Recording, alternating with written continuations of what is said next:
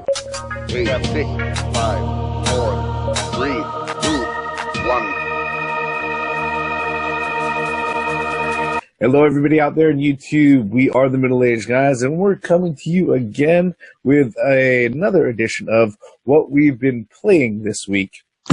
And that's the PG intro version. All right. Let me go ahead and get the introductions out of the way. I'm the Reverend. The theme here. And I'm Grey Mouse 1. Just like we've been doing every week, we're just going to run down really quick the games that we've actually had the opportunity to go ahead and actually spend some time with. As you know, we're all middle-aged guys. We've got adult responsibilities and adult lives to go ahead and handle outside of this whole YouTube thing. And because of that, you know, the time and the ability to actually come up and enjoy our most favorite hobby in all the world, playing video games, doesn't always manifest itself out during the week. You know, not that we don't have, you know, enough things to play. It's just time is always an issue. All right. And with that, what we usually want to do, you know, to give us an opportunity to actually play a few games is to, you know, take a record of what we played this week, over the past week, talk about it in each and every video. None of these are going to be full reviews or anything like that. We're going to, you know, I'm going to forego any spoiler warnings for anything that's older than, you know, a few generations back. But really, none of the stuff that we're going to go into is going to be all that deep. We're just going to talk really casually about the games that we've been playing this week. All right. How many of you guys have up on deck today? You got 3. What about you, Grey Mouse? You got 2? Okay. With that said, I've got the most, so I'll go ahead and I'll start out. All right. My least favorite genre to play, probably in modern games, is RTSs. But I found myself playing this the grand majority of the week. Wait, Wait, my God. You just floored me, dude. Time out. Yeah. You actually own that? Yeah.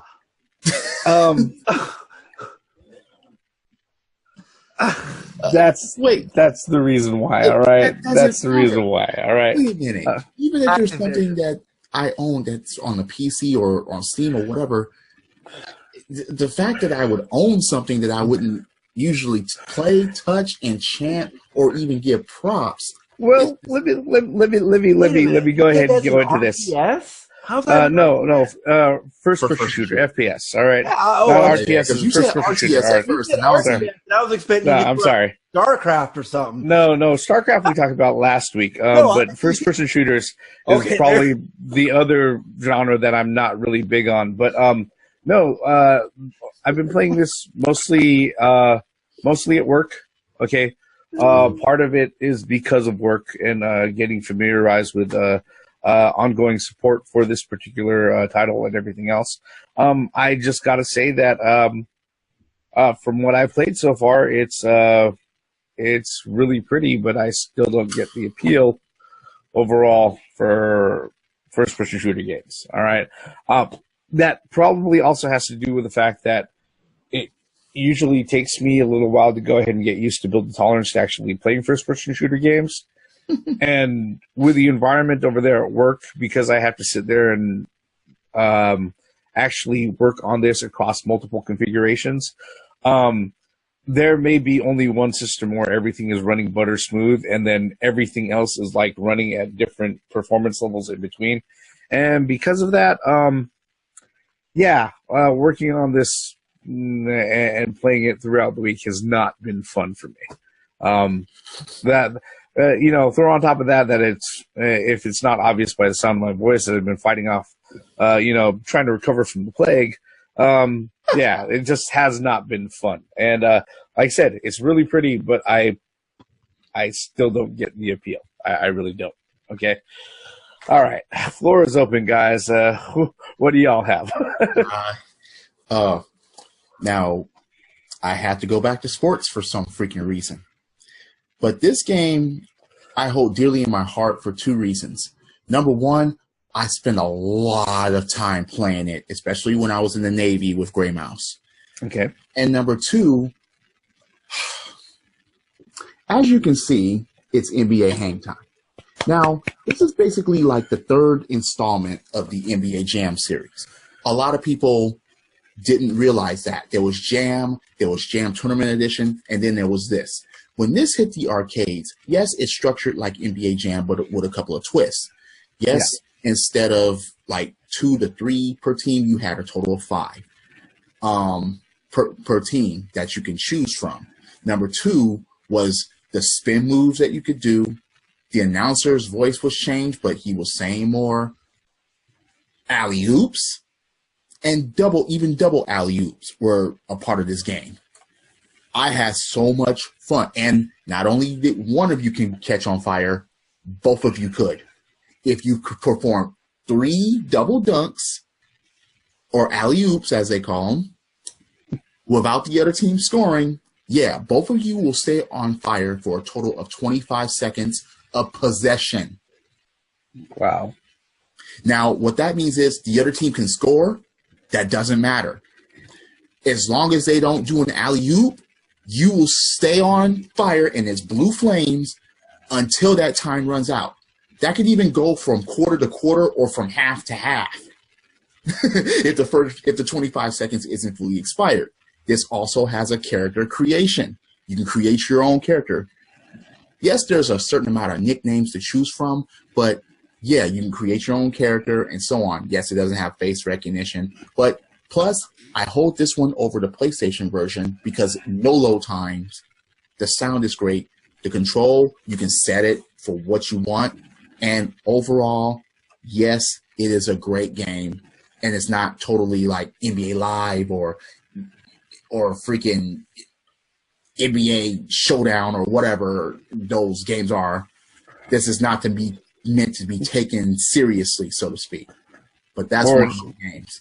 It's also not like 2K18, which charges you microtransactions just to change fucking hairstyles. Oh, no. But that's another thing altogether. Go ahead, Grey Mouse. Wow. All right. So I'm going to go with the niche titles this week. I've been playing a lot of Koei Tecmo and NIS, type of video games. And this is I guess a guilty pleasure. I started playing it and I actually really like it. Blue Reflection. Okay. Yep. It's interesting. It's, you actually, it's very interesting because you have a fighting aspect of the game, but also you get to take care of everyday life, like doing homework, going through your classes, school. And there's since it's a new game, I'm not going to go too much into it because I don't want to spoil it for anybody that hasn't played it. But so in reality, this girl has an imperfection, but then kind of like in the Matrix, I guess, she has a whole new persona, and all her issues are gone. And it's very good. Actually, I was really surprised at how in depth this game is. It's an RPG, definitely a JRPG, that's for sure. You level up your characters, you get new abilities through. I guess it's kind of like Final Fantasy VII, the materia type thing, but not to that extent. But it's kind of like that. But yeah, I mean, this is what I've been playing for this week. So laugh at me if you want. I don't care. Quick question. Are there romance options with the other female heroines?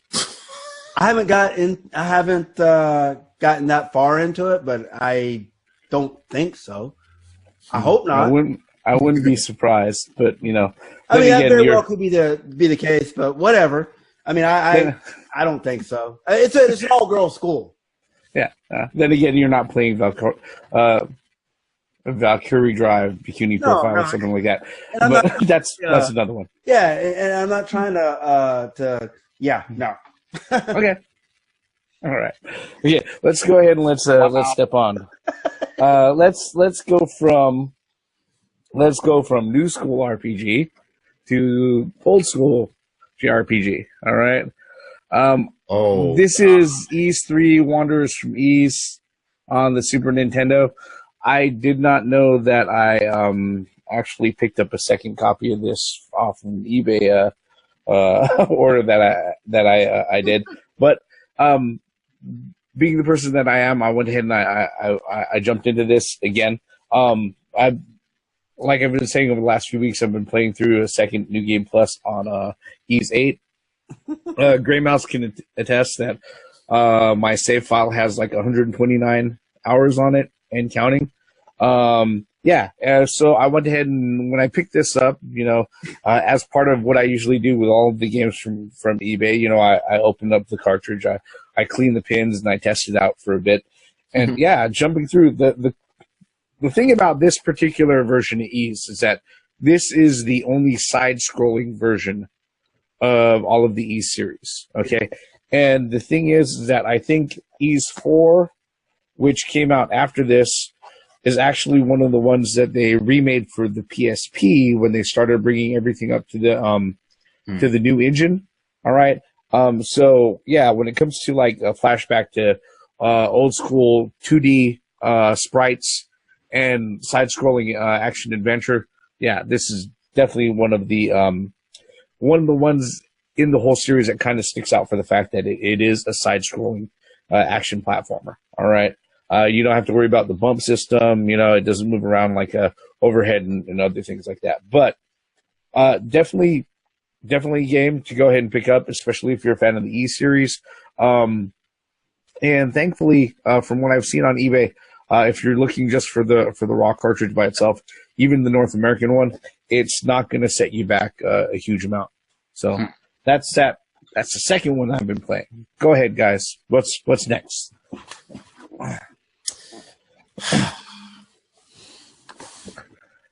Cruisin', yeah. All right. Now I see why you've been asking about the EverDrive 64. Look, hated Cruisin' USA for the Nintendo 64. I'm gonna just get that out there. The main reason why I hated it is because there was censorship for one, but the soundtrack was so fucking different. I did not like the way they transferred the soundtrack from arcade to Nintendo 64, which was supposed to be a copy and paste. They totally fucked up that soundtrack. But this one, Cruisin World, I couldn't get down any imperfections about it as far as soundtrack wise. That's one of the main things that got me into the game was the soundtrack. Yes, they added a couple of tricks like boosting your car and you can flip and things like that. And it's still, race to race to race, but instead of Cruisin' USA, you're cruising the world. Love this game. Have a lot of great memories with it, arcade and on 64. So, yeah, just fuck Cruisin' USA, but play Cruisin' World for the Nintendo 64. Great Mouse, you're up. Yes, I am. Well, this game that I'm about to present, even the theme has played a little bit of it this weekend. Oh, no. Yeah. Damn it. You son of bitch. Yes. If you have a Switch, and if you don't got that game, if it's sold out to where you are, drive whatever distance that you can, catch a bus. I don't give a fuck. Buy that shit. Your ass to a GameStop. Yeah.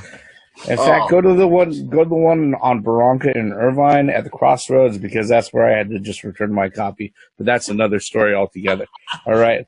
No, this is this game here is a Kirby game. It's what's left to say. Again, repeated on these channels, Kirby has never been in a bad video game, and that trend continues with this one. However, there are a little bit of detractions on it, being that you do have up to 4 characters on your screen at one time. There's some times where the AI will actually solve a puzzle or actually make the enemies a little too easy I mean, there really isn't a hard Kirby game.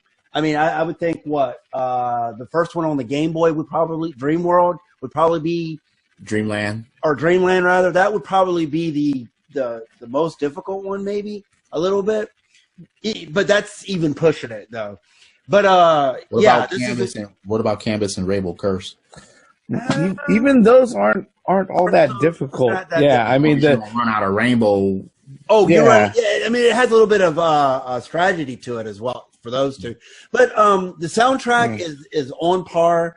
It's a lot of brass instruments, a lot of jazz is in the background, and also as you go through the different stages, you will hear classic Kirby in some of those stages as well. So I can't recommend this game enough. Please pick this up whenever you at your nearest GameStop. I would say Toys R Us, but that's another story. No. Yeah. But yeah, at your local game store, please pick this up.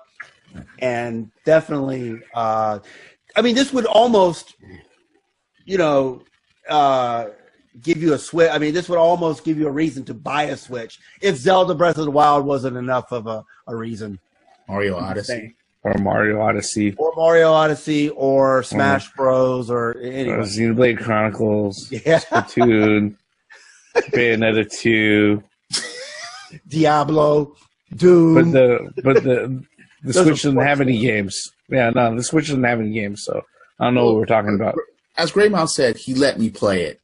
I played one stage on that damn game, and I had to get the Switch back. I got to give it back.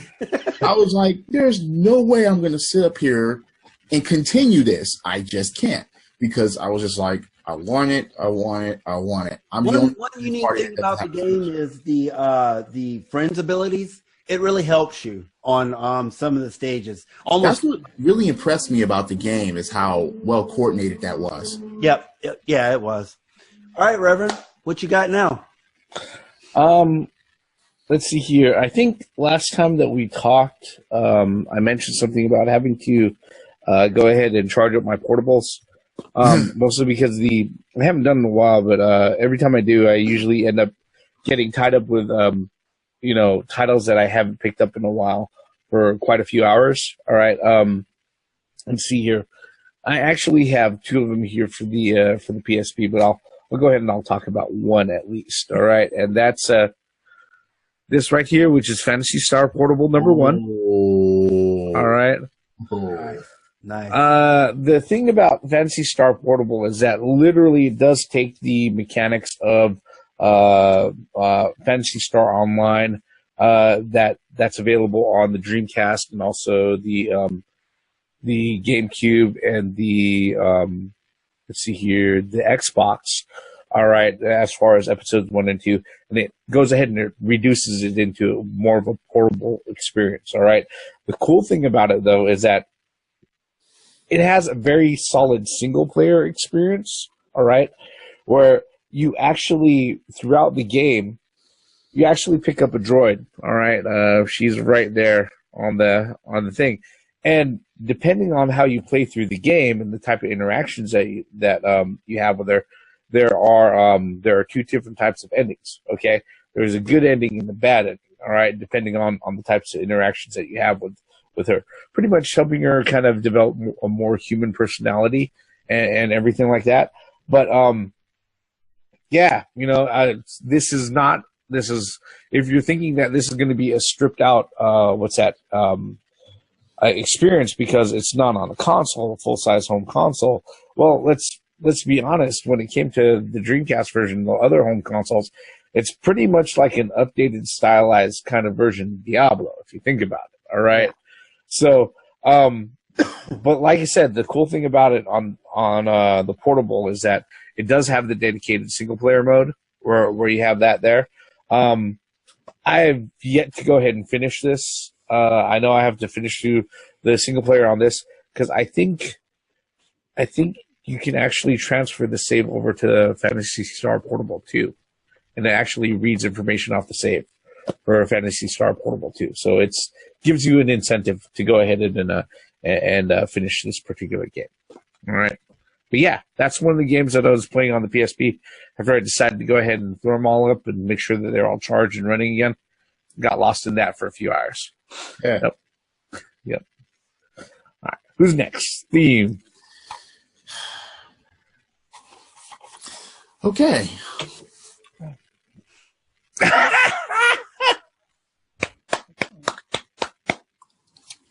Now look, this game.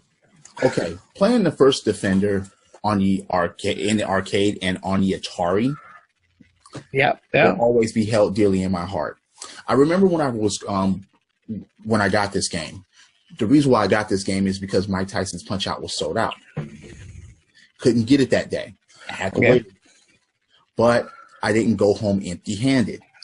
If you've never played Defender, basically it's a shooter. You're going from side to sides. You're shooting aliens. You're warping, and you're getting fooled by fake warps. And aliens are trying to capture people. I don't understand what are they on the moon or in space? You know, there's no atmosphere or anything like that. But I digress. They go and get them and go to the top, and then they become super aliens that move irregularly and still try to get you and stuff like that. So, again, yeah, great game. I remember I played this for like 3 straight hours once because I couldn't put it down. I just it was just always a great game. Here's a fun fact about this game. This has a couple of music tracks that actually went to Mike Tyson's Punch-Out later. Oh, okay. If you play this game, if you start the game up, it will play the music, or at least half of it, when you start a round on Punch-Out. When you complete the stage on here, it plays the music where you lose a match at Mike Tyson's Punch-Out. Just a fun fact about Defender 2 that a lot of people maybe didn't realize, or because they didn't own this game. But great blast from the past. And then when this came out, I was like, oh, okay, I'll get that instead. And always had a blast with this game. Always. Absolutely. Gray Mouse, you got one more for us? No, but Or not 2 more. physically. I have been messing around with my my Switch for obvious reasons. Okay. Again, obvious reasons. Obvious reasons. No, I've been doing a lot of virtual consoling. Again, I've been playing King of Fighters 99. I mean, I just can't put that down. I love that game. 99? Especially on the virtual console. Huh? 99 is your favorite, or is that the one you're just messing with from the virtual? That's the one that I've been messing with for a while. No, I mean 99 is a good one. I really like 99.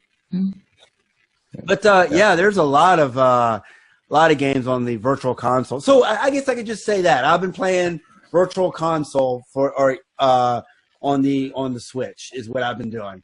So that entails everything, because there's, like I said, there's a lot of indies on there. There's a lot of old school Art of Fighting, Fatal Furies on there, King of Fighters. There's a lot of stuff that's on the virtual console.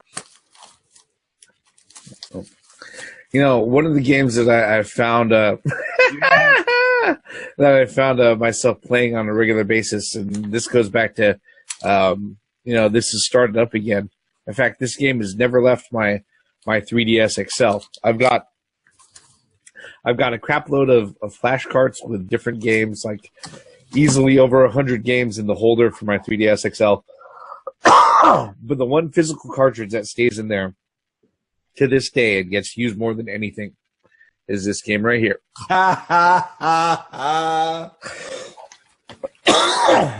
Bejeweled 3.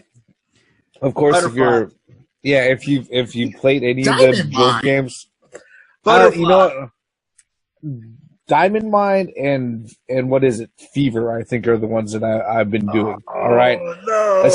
especially Fever. Violet chilling with poker. Yeah. You know what? It took me a while to figure out how to actually play poker correctly. All right, but Fever, like I said, this is something just to do right there while I'm playing, taking your shit, basically just enough for a shit and a wipe. All right. If I could sit there and if I'm playing around a fever and it lasts longer than 3.5 minutes, then I know I'm doing really fucking well. All right. Because the funny thing is that when I first played Bejeweled, I actually started out playing it on the Steam version where you can only play it with the mouse, which it's a horrible way to play it because that's not what the game is designed for. All right. I got a hold of one of the free versions on my phone, but it wasn't Bejeweled 3. It was like some sort of whatever flavor that EA had at the time, and it was just begging me every time I sat there and I hit start to go ahead and buy some sort of power up to go ahead and do anything in the game. So I picked up Bejeweled 3. That was like years ago, and like I said, it's been inside of my 3DS XL, not my 3DS XL, my DSi XL. All right, and it's never left. All right, it is never left. All right, okay. It's because I remember because I have that digitally for the Xbox 360, also on a DS. Using the stylus on the DS makes the whole game dynamic change. Yeah, because because there's no stoppage of movement in that game. Yep. And for Lightning, oh god. Yeah. Like I said, if I'm playing Lightning or Fever or whatever it's called, and I know I'm lasting longer than 3 minutes, then I know I'm doing well. When everything just lights up and it's gold and you're keeping going and like on this. For Bejeweled 3 on the Steam version, like some of my high scores may be something like 47, 50,000, right? On the DSi XL, I'm on one of the high scores for Lightning. I've got something like 4 million, and where I sat there for like 7 minutes straight, just and like I said, I was done taking the shit by then, but I wasn't going to sit there and turn off my DSi. That was just how it was. All right. Man, Bejeweled 3, man, I could converse about that game for hours because when I first saw it available, play the demo? Nope. Yep. Yeah, when I saw that on Xbox Live, I was done. I bought it right away.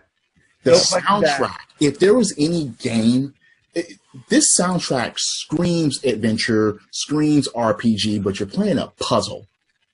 Yep. Seriously, for every mode, even when you go through the quest, they play certain musics, and it's like, this gets me in the mood for playing for what's on this current screen. Yep. Man. And the thing is that as far as the flavor of a puzzle game goes, there are a lot of games that are out there that are like that. So it's not like you have to relearn anything or do anything like that to get into the game. You literally 10 seconds, you're going to figure it out. That's just how it is. Poker took a minute for me to go ahead and wrap my head around. Royal Flush. But once I did, it became really, really good, really easy to play. All right. Yeah, Royal Flush, but straights, five of a kind. Yep. I kept doing that. The only thing that's wrong about the soundtrack of the game, I like to get video game soundtracks and play them while I'm driving. Can't do that with some of the tracks on this game, or I will fall the fuck asleep. Either you will fall asleep, or the complete opposite. You'll find yourself driving at 130 miles everywhere you fucking go.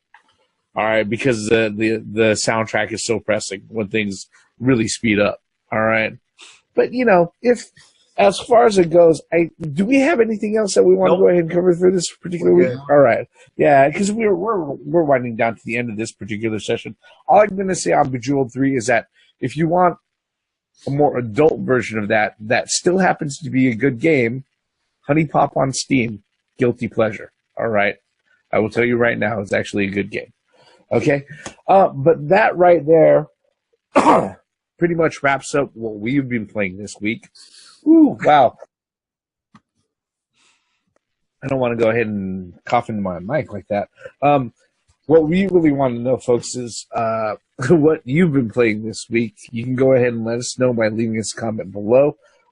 Regardless of what you've thought about the video, thank you for watching this all the way up until this point. If you really, really liked it, hit that like button. If you didn't like it, I don't mind if you hit the dislike button. Either way, leave us a comment. And if you really like what we're doing here, you want to stick around and see what we drop off next, whether or not it's a video by ourselves on our individual channels or all of us together as a middle-aged guys, I suggest hitting that subscribe button and turning on those notifications. All right. With that, that's pretty much what the middle-aged guys have been playing this week. I am the Reverend. The Theme here. And Grey Mouse 1. Once again, for the benefits of common sense, logic, and gaming. Credits.